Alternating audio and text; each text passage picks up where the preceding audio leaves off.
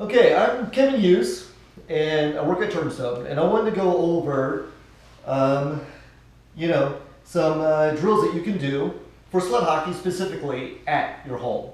All of us now, we're itching to get back on the ice, but who knows when we'll have ice again to play sled hockey. So let's use this time wisely. Let's use this time to sharpen our skills, and you could do it just like I am right now in your bedroom. The main thing is finding the surface that makes sense for you. So maybe it is your bedroom. Hardwood floors is ideal. Maybe it's in the living room. Maybe it's in maybe it's the kitchen with the tile, or maybe you have like a sunroom or something else like that. A garage is great, nice and smooth surface if you have it. Driveway, not as much. It's much more tactile. And you can do it, it's fine if you have to, that's all you have. But you want to tear up your gloves if you use gloves, and if you don't have gloves, it's going to tear up your hands. So either way, it's a bad idea, or a little bit tougher. Maybe your deck could be okay, or a patio, but you gotta need to find somewhere where it's smooth. Carpet is not ideal. Carpet kind of slows things down, but if you have to, do it. I mean, it's better to do something than nothing at all, right? So go ahead and go forward with that as your last resort. As we're talking about, kind of off season, even though we should be going to nationals right now, it's a little bit different, but now that we're talking about off season, you should look at your equipment. See if everything is set the way it needs to be, or if you need to make adjustments for next season. So to start off with, let's go with the sticks, okay? Your stick length. Everybody has a different preference on sticks. Some people like them long, some people like them short. I'm going to kind of give you best practice type thing, and then kind of build it from there. But really, you as a unique individual need to try things out. Okay, with the stick size, ideally you want to get as long of a stick as possible, because the longer the stick, the longer the stride, the faster you will go. We all want to be fast, right? So there's no reason to have a short stick or shorter stick than what you need, where you can't go as quickly. So the longer the better. Ideally you want your sticks, for the most part, let me give you kind of a side view here, but as you have your butt ends by your feet and you're stretched out like this, you want your arms kind of like a straight line with your shoulders, okay? I'm fairly good. I might be upright maybe a little bit, but not too bad. It's what I enjoy, it's what I like, and that's what I go with. If your hands are down here, you see up on your shoulder, and it's going downward, that is way too small, okay? Again, you might be able to get away with it. You're going to have good, quick strides, but you're not going to get that really, you're not going to get, your acceleration is going to be great, but your top speed is not going to be there. You're going to be able to go faster top speed from end to end, the 250-foot game, if you have longer sticks. So if your hands are like up here, and I'm kind of like overemphasizing a little bit, but you see how my shoulder and it's going up, okay? That would be too long. Now, maybe you like it a little bit, that's fine. Mainly, if your sticks are too long, you'll notice when you're shooting, okay, like you got the sweet spot, right, on how you have your hand on the shot. If your stick is trying to get in to you where you can't move, then yeah, then you know it's way too long. So just things to consider. You gotta try it out. The tough part is sticks are like close to $200. So you can't just like gamble and change things up. On this video, I will have another video that shows you how to create your own sticks. So you can kind of get a little bit more customized and stuff and save a lot of money that way. But anyways, you see that I got tennis balls on the butt ends of these sticks. That's to protect my floors. So especially with this drill, you'll want to use tennis balls or something, or just take your picks off, which are very easy to do. With these tennis balls, all I did is I created a little hole. I'm sure most of you have seen it. Looks like a little Pac-Man. Chunk, chunk, chunk, chunk, chunk, chunk, You'll need to use like a butcher knife or whatever to get through there. Tennis balls are pretty darn thick, okay? Other thing cool about tennis balls is dogs love them, right buddy? Yeah. So, that's Abner, if you don't already know him. I'm sure he'll make a few appearances here, especially when I start getting this ball going. He loves to play, which makes it a lot more fun as the athlete trying to keep the puck away from a dog who's very motivated at times. So, anyways, sorry, let me put this back in without stabbing myself. Don't need an ER visit. Hospitals don't want this. My bill doesn't want it. All right, there we go. You see, I still have my baseball gloves on. You know, if I'm going to practice, if I want to train, I want to train and practice like I play. So I want to have the same feel with my gloves and so on. Those of you who have never used a baseball glove underneath your hockey gloves, for me, it just gives you a little bit more traction. These gloves are not made for sled hockey. They're made for stand-up hockey. And when it comes to sled hockey, the amount of how you use the sticks are a lot different. You typically don't have grip onto the blades, onto the, where you actually shoot. And it takes a lot of stress to your hands. So if you're getting a lot of calluses and just your hands are just tired, your fingers and palms are just tired, I would suggest you getting some baseball gloves. It helps for me a lot. So just a little tidbit there. You also want to see, so whenever you're adjusting your sled, you want to make sure your legs are not completely flat. There's a little bit of a bend in your leg, but you also don't want your knees up too high. You don't want it to kind of limit you. You should all know about your blades, how far forward, how far back. You want to make sure that your toe in is in space. See how my stick is able to go underneath? That's what you want. However, you don't want it all the way back here or something crazy. But you also don't want it kind of touching the floor where I can't get it, okay? So be mindful of that. So you need to balance your blades like that. The height of your sled. You see my sled, it's up a little bit higher than most. It has a riser in it. Now I'm maxed out on the height of my sled. Ideally, I would have a taller torso, but I do not. So I have to deal with it. I'd love to be up taller, but legally I'm not allowed to be. And the reason why I like to be taller, in a sense, is what you want to look at is, does your hands buckle? He thinks I have a tennis ball right now. Buddy, I don't have a tennis ball yet. I will here in a little bit. Oh, okay. So now he wants my sled. Oh, you got my stick. Oh, buddy, I need this. I need my stick.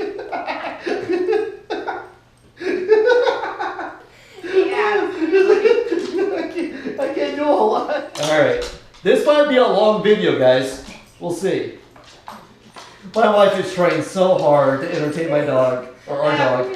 It's just not working. He likes this one for whatever reason. But anyways, so in an ideal world, so when you skate, you want to be able to go back without your palms hitting the ice, okay? You see, my palms are hitting the ice, and it's not ideal, but like I said, legally, I can't go up any higher. But if you are able to, and when you work with mobility sports or another place that's really good, they're gonna go by the rules. So they're not gonna cheat the system. You'll kind of, you know what I mean. But anyways, so in an ideal world, when you move down, you're not touching the ground, okay? If you're touching the ground like now and you're not raised up at all, you need to get your sled raised up a little bit. That's the main point, okay? Okay, so that's a little bit about the equipment. Now, for ball wipes, you can use a dog toy. So you can use a dog bone. I don't know if he wants it or not. We'll see. Or you can use a tennis ball, which I like tennis balls. You can have that. That's cool. All right, I got 2 left, so we'll see how long this drill goes. So anyways, so I'm just going to kind of show you some drills. Abner loves this. Oh, he really got it. That didn't take long at all. Luckily, I had my beautiful wife, my Vanna White, making me look good.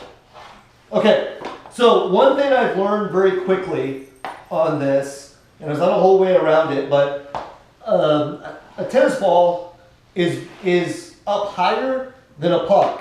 So typically, I can slide a puck underneath my left foot, but my left foot sags in. So you're going to see that I'm going to have a little difficulty at times, but that's fine. And you might have the same problem as well. So anyways, going back and forth, the quicker you go, the better, right? Obviously, like you see how it's stuck. They say to keep kind of working at it, keep working at it. Sorry about that. Anyways, I'm a little rusty myself, aren't I? But anyways, okay, so just kind of going back and forth. The more you can do it with your head up, seeing the ice, the more you can just feel the puck, the better. That's kind of what you're going for, okay? So kind of feel the puck back and forth. It's not getting more balls. Never a dull moment in the Hughes family. So anyways, another thing, east and west, okay? Just one hand back and forth. You can switch it over, back and forth. You can see my right hand is better than my left hand, okay? So I need to practice more with my left hand.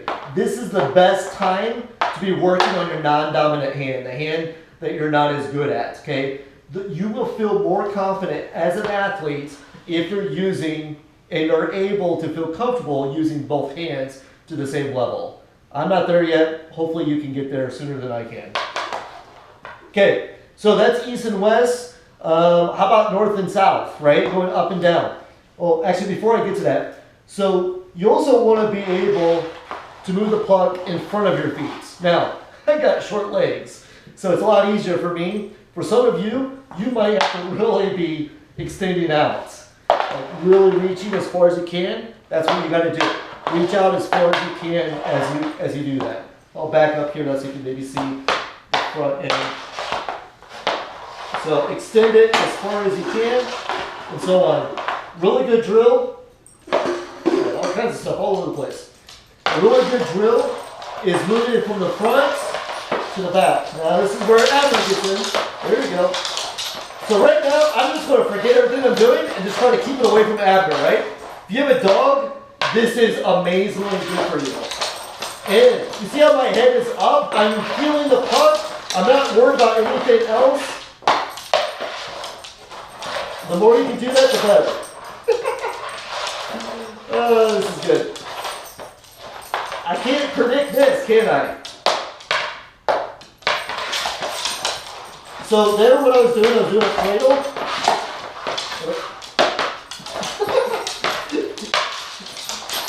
Now the one thing is I don't want to hit my dog, right?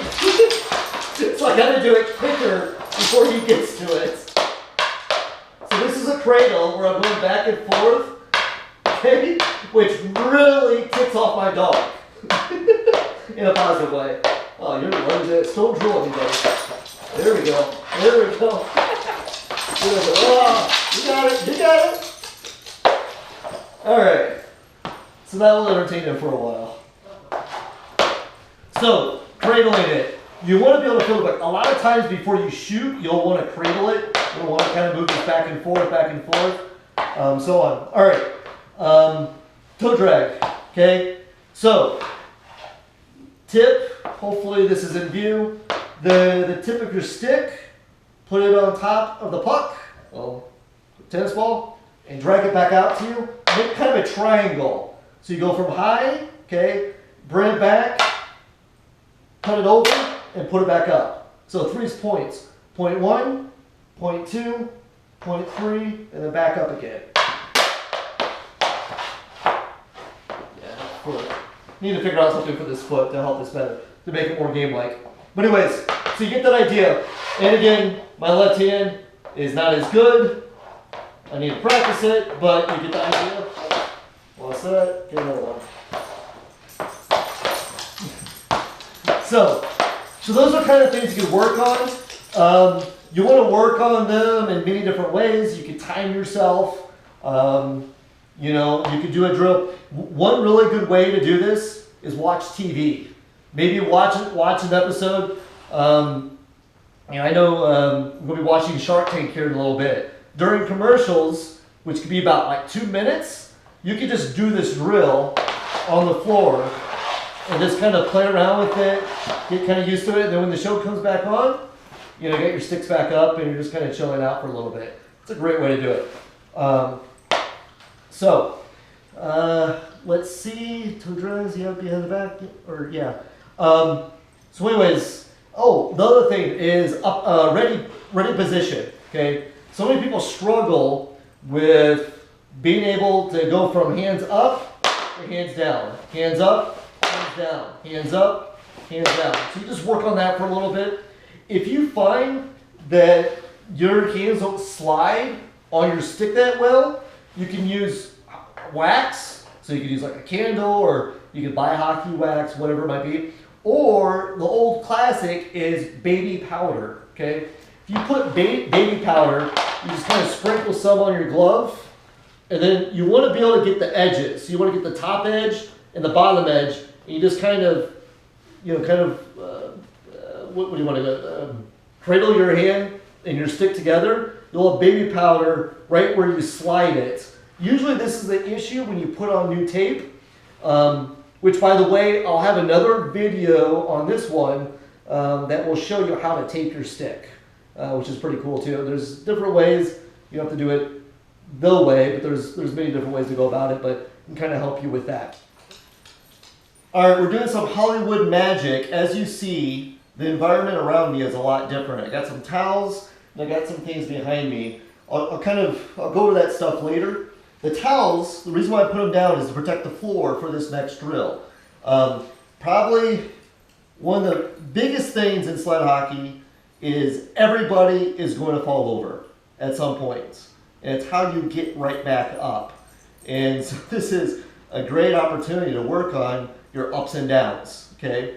Now this will be a little bit different than being on the ice, but nevertheless it gives you a good stimulation and working those core muscle groups that you need to. Okay, so I got the towels down to protect the floor. If you're like in the garage, this might not be an issue, or if you're on the patio, it might not be an issue, because I'm not so much worried about the sled. The sled goes through a lot of damage, but I don't want to mess up my beautiful floors, right? So be mindful of that when you do this.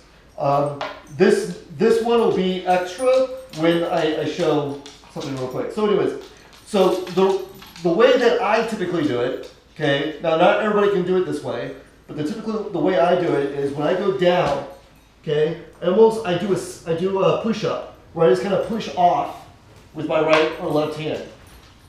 Get this out of the way.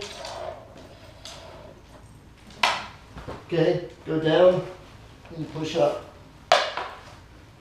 Okay, as you can tell, my left is not as good as my right. It's a common theme, right, everybody? So, the other way, you'll see a lot of people who are not able just to do a push-up like that. They will use both hands essentially. So when I fall down, this towel is going to help me stabilize, because without this towel, this is going to slip all over the place, right?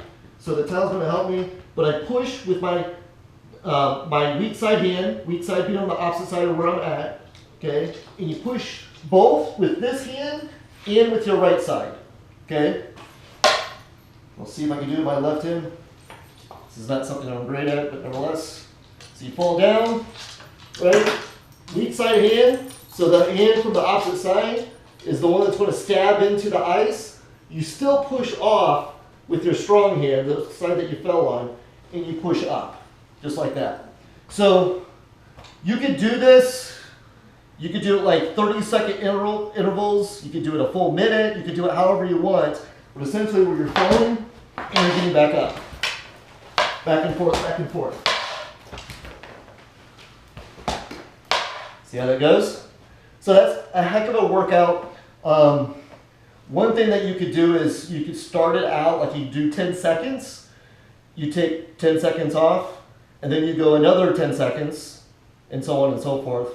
You can stair step it, where I do 10 seconds, take a break, 5 seconds, 10 seconds, whatever. Then I put the 20 seconds, take another 10 seconds off, go up to 30 seconds, another 10 seconds off, so on and so forth. You can go that to whatever you want.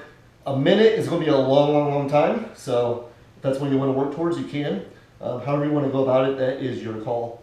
And kind of go from there. All right, so I'm going to get rid of the towels because I won't need them anymore.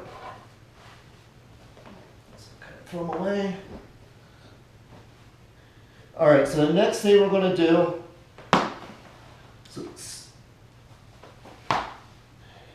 is working on your ready position for when the puck comes at you. So just about a minute ago, I gotta readjust here a little bit.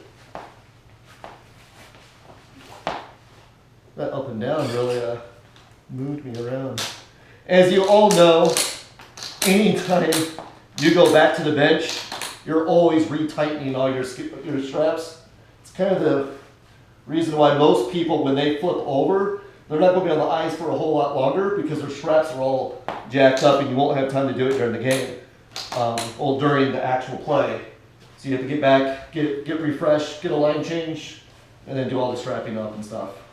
All right, so we talked about this just a little bit ago with the ready position where your sticks are up here and you go down, okay? Go up, go down, go up, go down. Well, let's add a second element to it where the puck, or in this case the tennis ball, is coming at you and you have to kind of stop it, get control of it, and bring it back. There's two ways to do this. If you have somebody, which I have my beautiful wife with me, she's going to feed me balls, tennis balls, and I'm going to react, catch them, and then send them back to her, okay? Which I should have just went ahead. So I'm going to give you a couple.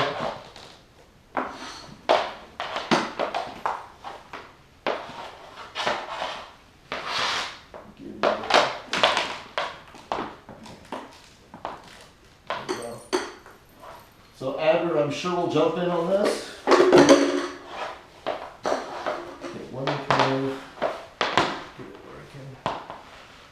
Do you have space to get them out? Okay. So what I'm going to do is I'm going to start in this position, and then when the ball comes to me, I'm going to put down either hand. If I put down this hand, I want to keep this hand for supports. Okay. Vice versa, I put this down this hand. Now if I push it back through, I'm going to put my hand back down and ready for it. All right. Go ahead and go. It's kind of rolling right. Doesn't matter. All right. See, so I'm going to hold this, and then I flip it over my dog. It's okay if we lose some. Okay, go ahead. Again, stop it, kind of cradle it, and dish it back. Don't have a huge bedroom here, so we're doing our best. It went behind the door. So you see how I'm using the hand that I did not catch it with, okay? I'm using it for stabilization, right? But then if I needed to, I can drop it down and go underneath me and so on. Have your individual kind of change it up. You know, they can kind of alternate back and forth and go a little bit quicker. So we'll pick up the pace and go in the direction, okay? That's fine. So you see how she went wide? That's cool. You still want to go ahead and go get it. She went right to me. I still got it, right? Hey, if you don't get everything, that's not the end of the world, okay? You see how I put my stick down, put it on the inside like this? Sometimes that's what you have to do because there's no way to cradle it like that, right? So you want to be prepared in any direction. Just like that, inside, shows no mercy. Abner's back in the picture. Oh, we lost the ball. Oh, actually I didn't have my sticks down, that was my fault. Okay, my sticks are down, there you go, Abner got another ball. Alright, so you guys get the idea, right? That's good. You guys get the idea. I will need some of those balls because I'm going to go to the ball. Alright, so now the question might be, and that's fine, he can keep that one. But I'll take these two that are in front of me. Now, why is it that I have a cooler?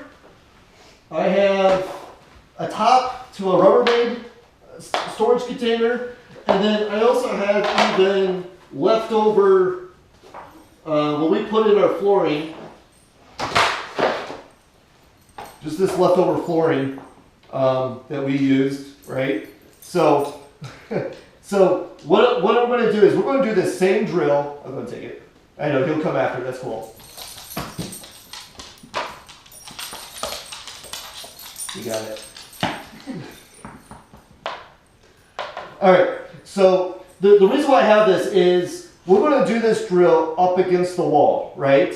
Now, I want to protect my beautiful walls. I don't want the ball to go through the drywall or whatever, so we're going to set up barriers, okay? It could be as simple as like a cooler. You put a couple coolers right here, and we'll hit this instead of the wall, right? Or you could put this. I think this is going to be our best option for me, but maybe you don't have that, and that's fine. But you kind of put it right up against the wall. You know, tops to storage containers are also great. Now the only problem is I can foresee these moving a lot, so you might have to wedge it with something else to make sure that it doesn't, because as soon as you hit it, it might fall down. That's fine. You can kind of figure it out as you go, right? So what I'm going to do is I'm going to kind of show you some of these. So I'm going to have my back to all of you, but you'll have an idea of what I'm talking about here.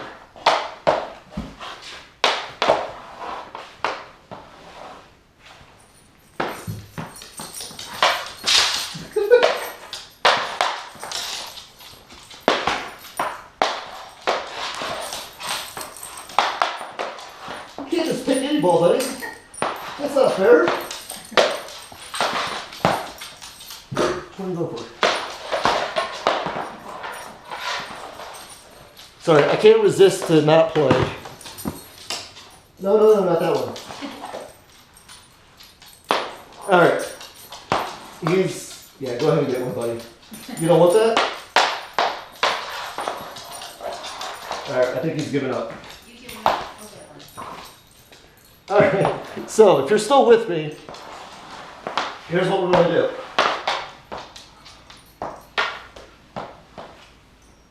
So kind of same idea. You really can't help yourself, can you? All right, hope you guys can still see this. Hope I'm not completely in the way. But I'm going to throw it up against, that's not ideal. I'm going to throw it up against, it's going to come right back. Okay, it's kind of the best angle for you guys to see it. Let me try this. Okay, I'm going to use my left hand here. Okay, and I realize that angle may or may not work. I'm kind of learning as I go here. Okay, so like that. Why don't I move? Looks like this cooler might be the best option because it's straight up and down, whereas the other one has a little bit more of an angle to it, so it's not going to come straight back to me. So, now the key to this is I'm going to hit that, and then I want to bring my stick back up and then reset again, if I have enough time. We'll see how I do. Then stop it, cradle it.